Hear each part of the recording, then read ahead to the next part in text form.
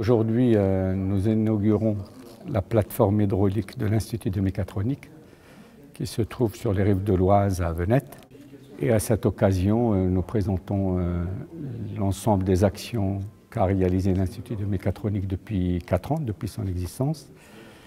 et d'autre part les projets à venir et qui sont très importants également. Cette inauguration, c'est un magnifique exemple de partenariat entre le CETIM, une région, un syndicat professionnel et l'Université de technologie de Compiègne sur un projet qui concerne la mécanique et la mécatronique, et un projet qui a démarré finalement, qui a été initié il y a près de 40 ans, puisque nous avons avec le CETIM un partenariat qui a démarré à 40 ans, qui s'est trouvé renforcé dans les 5 dernières années avec la création en 2008 de l'Institut de mécatronique, puis de la chaire hydraulique mécatronique et aujourd'hui de cette plateforme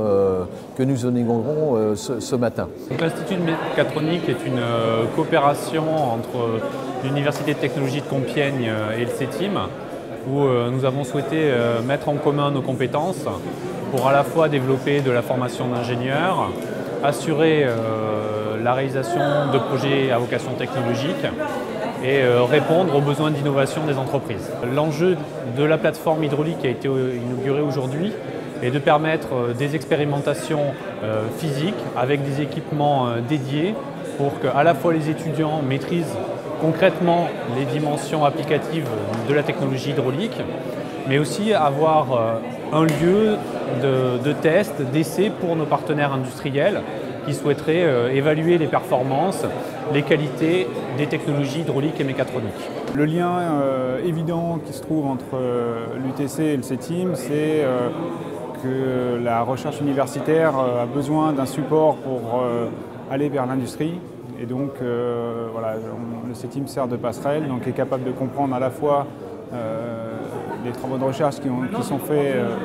à l'UTC et les besoins des industriels et faire le lien. Depuis 3 ans, nous formons environ 30 à 40 ingénieurs qui sont embauchés dans toutes les industries, soit dans la région, soit dans la France, voire dans le monde. Par exemple l'aéronautique, les engins de manutention de TP, on a le machinisme agricole qui est très présent en Picardie avec ACCO, on a un des leaders mondiaux de la transmission hydraulique qui est Poquelin, et aujourd'hui, depuis le début de la chaire,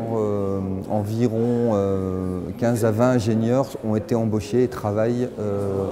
dans une première expérience dans l'industrie hydraulique. On a travaillé à la mutualisation des outils de recherche et d'innovation entre les écoles d'ingénieurs, les universités, les centres de transfert et puis le monde industriel.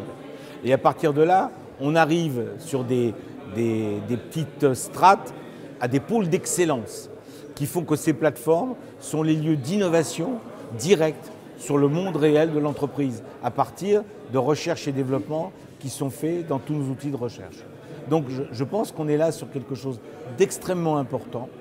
et qui permet un échange entre le monde de la production et le monde de la recherche.